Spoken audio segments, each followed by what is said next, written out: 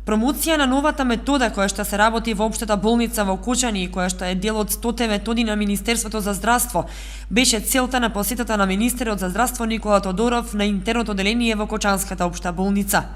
Станува збор за методата ехокардиографија, која што е воведена во јануари и со која има досега извршено околу 280 прегледи, закажани преку мој термин.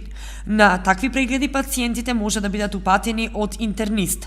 Се упатуваат оние пациенти кои што имаат потреба од ваков вид прегледи со цел откривање на кардиоваскуларни болести.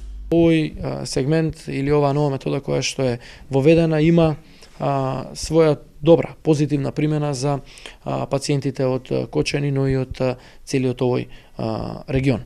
Тодоров, меѓу другото, ја најави трансформацијата на работен однос на 25 волонтери во општата болница во Кочани.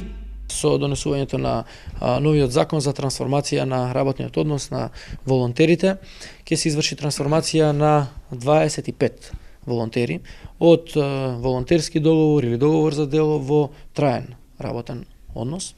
Во изминатиот период исто така во општата болница во Кочани беа извршени спроведени 3 вработувања, еден кинезотерапевт, еден болничар и еден возач.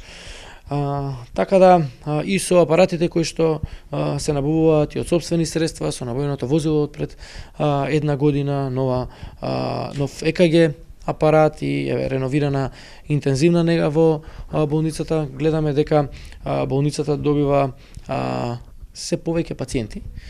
Од директорот сум информиран дека бројот на пациенти е сериозно зголемен, за околу 11.000 пациенти е зголемен во однос на претходната година, што значи дека општата болница во Кочани одлично функционира и ги задоволува потребите на пациентите не само во Кочани, него и во поширокиот регион.